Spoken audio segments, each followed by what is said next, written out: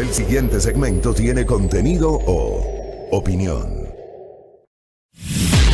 La entrevista en A Primera Hora. Analizamos los hechos del momento junto a sus protagonistas.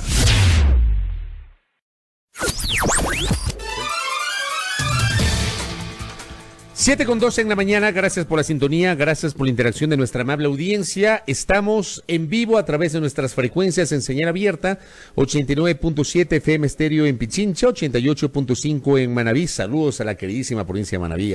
Tenemos una gran audiencia justamente en esa provincia, fundamentalmente en Manta y en Puerto Viejo, donde tenemos reportes constantes y sintonía. Saludos también para Esmeraldas, otra vez el saludo para Carlitos Tenorio, el Demoledor, que todos los días nos escucha y nos envía saludos. Así que, Carlitos, igualmente le envío para usted un saludo y toda la gente que nos escucha en la provincia verde a través de 97.5 FM estéreo. Estamos en internet por www.radiomajestad.com. Estamos en Santo Domingo de los Áchilas, en Majestad Televisión. Abrazo para los televidentes de nuestra estación, también para los abonados del canal 3 de TVNet, y estamos en el Facebook, en el Face, a través de las fanpages de A Primera Hora y de Majestad FM. Mucho para comentar, mucho para debatir, ¿no? La entrevista con Andrés Seminario dejó pues algunos puntos que inclusive en nuestra transmisión debaten varios de los oyentes. Para el análisis, para la reflexión, estamos a 13 meses de las elecciones presidenciales, previstas eventualmente para el 28 de febrero del próximo año. Elegiremos presidente y vicepresidente de la República en una sola papeleta y además renovaremos la Asamblea Nacional, asambleístas nacionales, provinciales, por los ecuatorianos residentes en el exterior, y también renovaremos representantes al Parlamento andino. En 13 meses exactamente, eso será lo que tendremos en el Ecuador. Sigamos hablando de política porque claro, hay esfuerzos para visibilizar un tema del que muy poco se habla o no siempre se habla y que tiene que ver con la violencia política de género. Mónica Vanegas nos acompaña en esta mañana. Ella es directora de la Fundación Haciendo Ecuador, una organización no gubernamental que conjuntamente con otros colectivos ha desarrollado un esfuerzo para justamente visibilizar casos de violencia política de género. Doctora, bienvenida, buenos días, ¿cómo está? Buenos días, Fabricio, muchas gracias, un saludo a todos quienes escuchan A Primera Hora. ¿Qué significa la violencia política de género? Bueno, aquí hagamos una diferenciación. Se habla de acoso político y de violencia política. En otros países, violencia política hace referencia, por ejemplo, a algunos grupos subversivos. Y yo quiero aclarar esto porque estuvimos en Perú, estuvimos en Bolivia, y ellos tienen más bien esa determinación para lo que es violencia política. Cuando hablan del tema de acoso político para mujeres, pues utilizan ese término. En el caso ecuatoriano lo hemos dejado como violencia política de género y se entiende, según una ley vigente, que es todo aquel acto que intenta menoscabar la actuación de una mujer en el ejercicio de sus funciones o incluso en la campaña electoral para evitar que concurse o para evitar que realice su gestión en forma adecuada. Y hay algunas maneras que se dan en redes y otras en forma directa. ¿Ustedes han investigado este fenómeno aquí en el Ecuador? ¿Tienen ya conclusiones de este estudio? Así es. Nosotros quisimos hacer un trabajo realmente bueno, con una investigación detrás, con una metodología. No era tan sencillo como entrar a las redes sociales y hacer capturas de pantalla. Usamos un estudio de una argentina llamada Viviana García, que ella lo hizo con candidatas mujeres, como Keiko Fujimori, como María Eugenia Vidal, como Hillary Clinton, de cómo la cobertura periodística, digamos, captaba su candidatura, pero con 4 sesgos de género. Ese mismo estudio nosotros lo hicimos en general en las redes sociales, en el Twitter y en el Facebook, y para que se entienda mejor, son 4 sesgos. El Pero, primer perdón sesgo, que le interrumpa, básicamente en redes. En redes, pero también tenemos datos de lo que sucede con agresiones directas, y me gusta correcto. algo que usted decía con Andrés Seminario hace un momento: la política no se hace solamente En el Twitter, en redes, claro. en Twitter, y claro, hay mujeres que son agredidas directamente en su consejo cantonal, en su gobierno parroquial, por ejemplo, y que no usan mucho las redes. Correcto. ¿Cuáles son esos 4 parámetros que usted señala, 4 sesgos que usted nos ha mencionado? El primero es aquel que enfatiza el rol de la mujer en su vida privada, en su vida doméstica. Entonces están muy pendientes de si es casada, si es soltera, si es divorciada, si tiene hijos. El segundo sesgo es el que hace referencia a su vestimenta o a su aspecto físico. Entonces ahí vienen los insultos por la apariencia física de las mujeres, que de cierta manera exigen que estén mejor cuidadas, mejor presentadas que el hombre cuando son personajes públicos. El tercer sesgo hace referencia justamente a creer que las mujeres son más emocionales, poco racionales, y ahí viene el insulto de la loca histérica, por ejemplo. Y por último, el cuarto sesgo, que es uno de los que más se usa y nos hemos dado cuenta, aquel que dice que las mujeres no tienen cierto mérito, sino que están ahí porque son amigas del dueño del partido político, por no decir algo más grosero. Entonces, nosotros hicimos un monitoreo de 34 perfiles, bastante inclusivos fuimos, están personas de varias tendencias ideológicas. ¿Solo políticas o también nacional, personas que se dedican a otro tipo de actividades? Que son públicas pero se dedican a otro tipo de actividades. Son 30 políticas, pero decidimos poner a 2 periodistas, mujeres, y a 2 feministas, que son de estas personas que hacen mucha incidencia en las redes con sus posiciones a favor de la mujer. Ese análisis sobre estas 34 mujeres, con base en esos 4 sesgos, ¿qué resultados arrojó? Bueno, primero que quienes tienen más insultos, lamentablemente, y se ejerce mayor violencia política de género, es en contra de aquellas mujeres que tienen más visibilidad pública, que están más en medios de comunicación, que están más presentes en las redes. Por ejemplo, hemos hecho el monitoreo de 3 ministras, de 8 asambleístas nacionales, de las presidentas de las funciones del Estado, que evidentemente han sido las más vulneradas con este tipo de sesgos. Y decía, por ejemplo, que, bueno, también están 2 prefectas, una alcaldesa, pero, por ejemplo, las que son concejalas o también alcaldesas de cantones más pequeños no tienen mucha presencia en redes, casi no las usan, pero nos han hecho llegar denuncias de que tienen ciertas bromas o ciertos impedimentos que no les permiten ejercer bien sus funciones, como por ejemplo, no pueden usar el carro, no les dan recursos para que ejerzan sus funciones en los gobiernos autónomos descentralizados, digamos, en las localidades más pequeñas. Recibo un mensaje de una persona que nos está escuchando en este diálogo con Mónica Vanegas.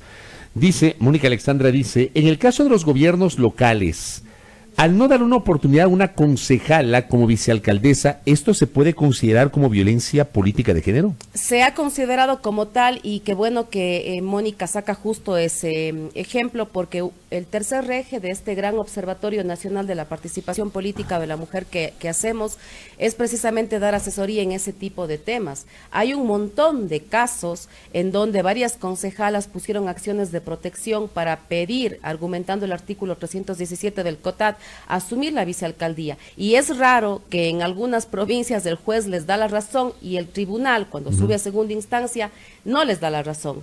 Y tenemos ahora casos, por ejemplo, en el caso de Cuenca. El caso de Cuenca, eso le iba a decir. Que el juez de primera instancia le da la razón y el tribunal no. Pero tenemos casos como en Quevedo, tenemos casos también en otros cantones en donde sí están de vicealcaldesas porque los jueces les dieron la razón. En el caso de Quito tampoco le dieron la razón a Gisela Chalá, ¿no? Para comentar. Entonces sí nos preocupa. Aunque ella fue elegida segunda vicepresidenta del Consejo Metropolitano. Ella pedía ser la primera. Entonces, en este sentido, nosotros vemos que por qué la misma jurisprudencia o la misma ley es usada por los jueces e interpretada de diferente manera, porque en algunos casos sí les dieron la razón y en otros no. Ese es un tema que también nosotros hemos analizado y claro, con otras organizaciones también hemos hecho seguimiento. Ahora, yo estoy revisando la lista de las 34 mujeres que han sido evaluadas, pero por ejemplo me llama la atención que no se incluya, le voy a mencionar un caso, que puede gustar o no, pero lo que ha pasado con María Alejandra Vicuña, por ejemplo, yo no voy a hablar de su procesamiento judicial, eso lo determinan las cortes, a mí no me corresponde decir si es culpable o inocente del delito de concusión, por ese delito ha sido sentenciado ayer, pero por ejemplo, sobre María Alejandra Vicuña hay una odiosa comparación y burla en las redes sociales a partir de un personaje de caricatura, y sobre esto no se dice nada.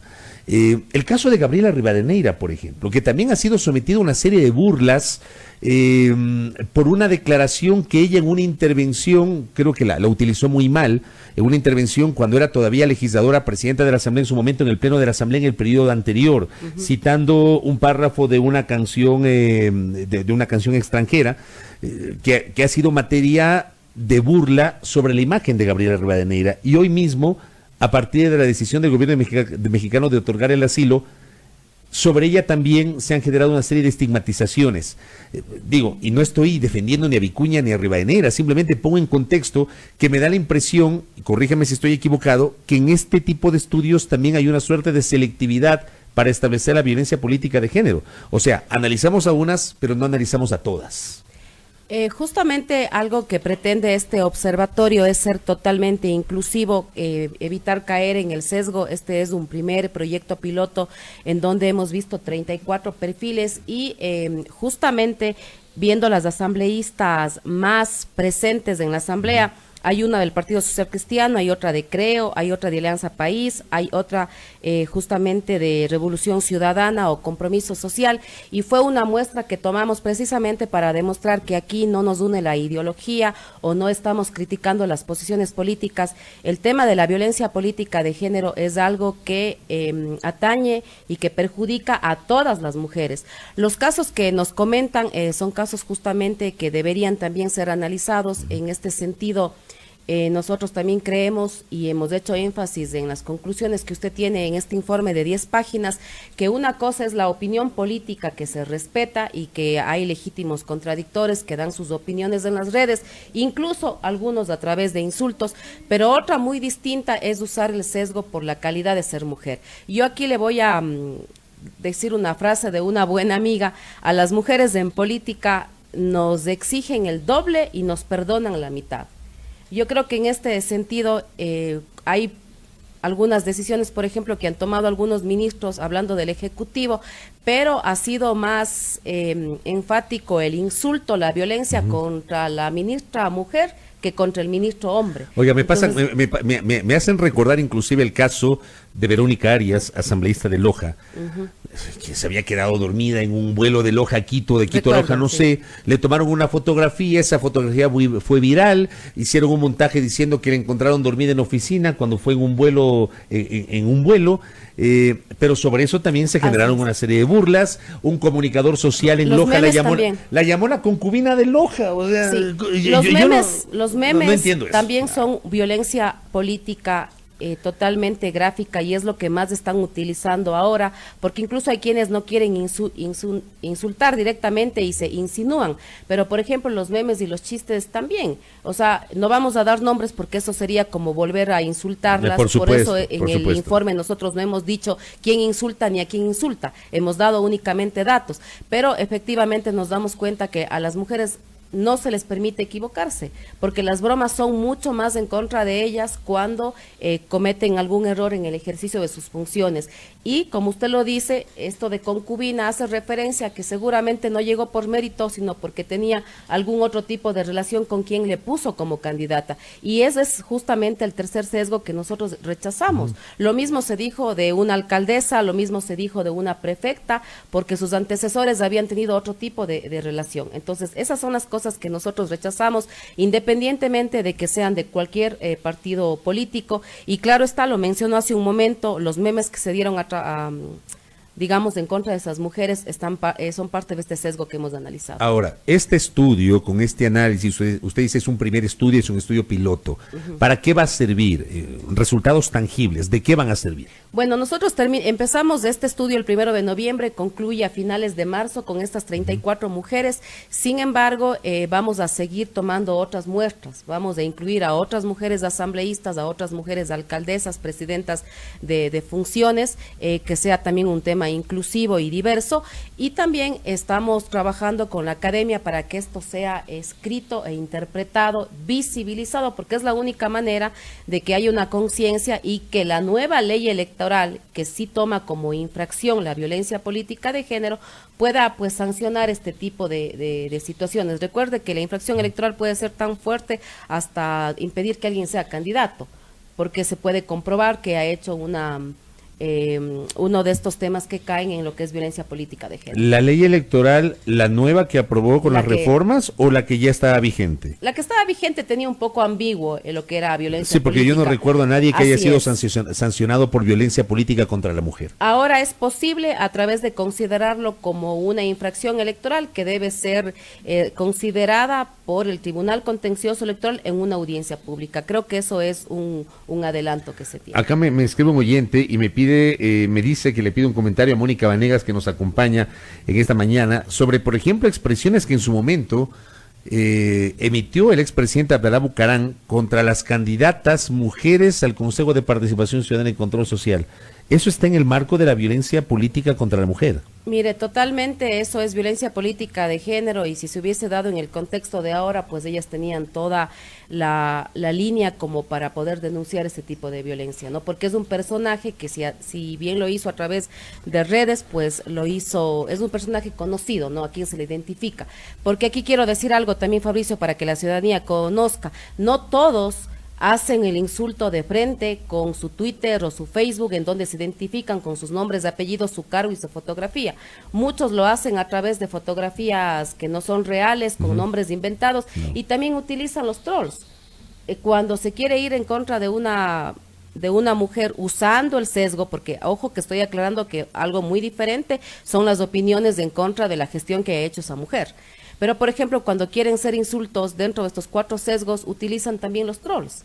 Y eso replica y se convierten en tendencia. Pero insisto, si usted se fija, tanto hombres como mujeres han asumido cargos, han hecho bien las cosas, otros se han equivocado, pero cuando se equivocan, siempre la carga es contra la mujer. Muchísimo más que contra los hombres. Mucho más, ¿usted cree que es muchísimo así? Más, y además porque tienen de dónde más agarrarse, si cabe el término, porque es el tema del aspecto físico, y es el tema de meterse en su vida privada, porque seguimos en una sociedad en donde algunos aspectos no se los critica a los hombres, pero sí a las mujeres.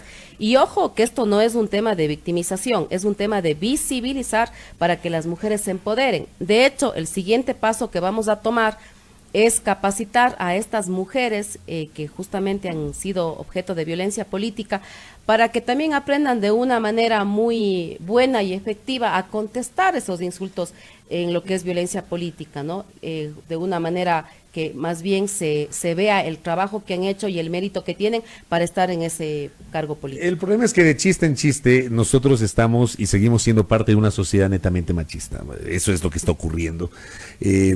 Aterrizo de la parte política a cosas cotidianas que han sido muy virales en redes. El tema del famoso soldado caído en el estadio de Barcelona, lo comparo, las reacciones que generó aquello con la presencia de una mujer en un nightclub que fue grabada. Así es, o sea, de acuerdo. Las reacciones en redes fueron totalmente distintas y reflejan que estamos en una, de chiste en chiste estamos en una sociedad que sigue siendo machista.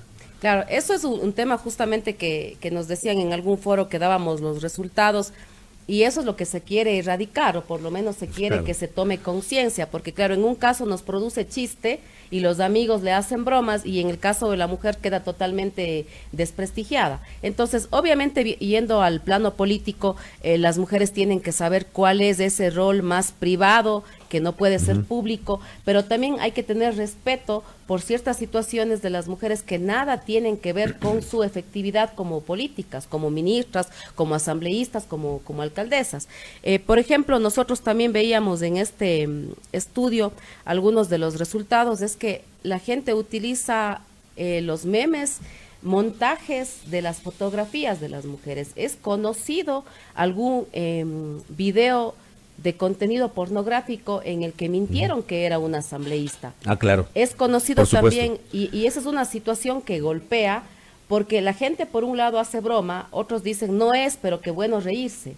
Pero eso golpea justamente la imagen de una persona que debería más bien verse su ejercicio en el cargo en el que está. Pero qué bueno que mencione eso, porque eso da cuenta de que el esfuerzo obviamente va a tener, el esfuerzo que ustedes están haciendo podría tener o va a tener una visión mucho más amplia y no solamente una visión selectiva de las cosas.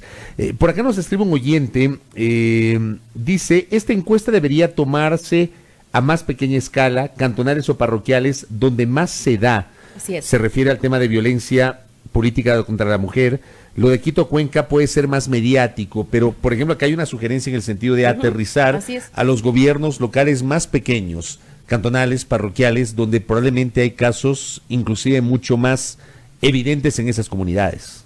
Nosotros en los siguientes meses vamos a llevar el observatorio y el resultado de este primer monitoreo a Loja, a Manta, a Riobamba, a Los Ríos, a Ibarra. Nos han llamado cuando lanzamos el observatorio en Guayaquil el 10 de diciembre, porque nos quieren hacer conocer estos casos, que de hecho ya algunos nos mandaron documentados por nuestro correo electrónico, porque por ejemplo allá se da que vicealcaldesas o viceprefectas o vocales de gobierno parroquial no pueden hacer uso de los bienes que le corresponde para ejercer su cargo. No les dan carro, no les dan presupuesto o les hacen bromas en el Consejo Cantonal. Mire, yo recuerdo que cuando empezamos con esto en agosto del 2018, no le llamábamos violencia política, sino acoso político, teníamos testimonios de mujeres que realmente habían sido obligadas a renunciar. Eso también es violencia política. Le ponen a la mujer de candidata porque saben que ha hecho un trabajo efectivo y que puede ganar votos, pero enseguida que llega le piden que renuncie para que suba el hombre. O también lo que sucede es las típicas bromas, y esto nos puede causar risa, pero precisamente no debe causarnos risa, que un concejal le diga: concejala, pásese unos cafecitos y luego barre el salón. No hace mal pasar el cafecito, no hace mal barrer. ¿Y eso dónde pasó? En un consejo cantonal. ¿En serio? Y incluso está eso le dijo un concejal a una concejala. Incluso está en YouTube. Y le cuento, no había visto yo eso. No está mal barrer ni pasar el cafecito, no, todos pero lo está hacemos, mal decirlo así, pues. Pero lo hace despectivamente, como que usted vino a eso y yo vengo a legislar y a fiscalizar en el gobierno, en este caso cantonal. Claro, habla muy mal de ese concejal. A propósito de un mensaje que recibo, lo que le pasó a Rosalía Arteaga Serrano en 1997 podría circunscribirse en este ámbito de la violencia política de género. O sea, en estricto rigor, yo soy de los que pienso, o sea, un montón de gente o alguna gente que defiende la actuación del Congreso Nacional en el año 97 invoca el vacío que según ellos tenía la Constitución para establecer el mecanismo constitucional de sucesión ante la ausencia definitiva del presidente de la República. Yo cubrí los episodios asociados a la caída de Bucarán, el encargo sobre Rosalía Arteaga, pero luego la designación de un presidente interino.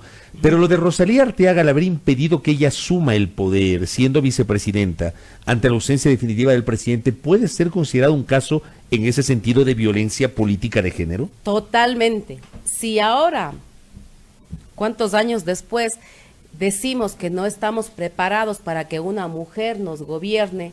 Imagínense en esa época. Yo creo que evidentemente fue uno de los primeros casos nacionales e internacionales de violencia política de género, porque ahora es cuando muchos políticos, muchos constitucionalistas y académicos reconocen que hubo un error al no permitirle asumir la presidencia de la República como le correspondía constitucionalmente, ¿no? Creo que fue también un hecho simbólico importante poner su retrato en el Salón de Carondelet, pero evidentemente creo que fue un tema de violencia política, ¿no? Y creo que Rosalía es una de las pocas políticos que ha entrado y ha salido de la esfera política sin ningún tipo de escándalo, sin ningún tipo de situación que digamos, divague un poco su trayectoria. Correcto. Y cierro esta entrevista con Mónica Vanegas en este mismo contexto. Dentro de las reformas al Código de la Democracia se establece la obligatoriedad, me parece que es a partir del año 2025, de la elección presidencial de 2025, que el binomio presidencial esté compuesto por hombre, mujer o mujer, hombre. ¿Cómo ve usted eso? A mí me parece excelente, me parece que es un avance. Recuerde que al 2023 tendrán que hacerlo lo que son alcalde y prefecta, que ya lo hacían, al 2025 ya presidente, vicepresidente. No se logró que sea ahora en el 2021 porque seguramente algún cálculo no permitía creer que ya hay una mujer que pueda hacer un binomio. Pero tiene que ser obligatorio eso. No debería ser una cuestión, digo, de méritos, no sé, de que en las propias organizaciones políticas se comience un trabajo de cambio de mentalidad y no a partir de una norma de cumplimiento obligatorio consagrada en la ley. Las normas y las cuotas se vuelven necesarias cuando no hay cultura.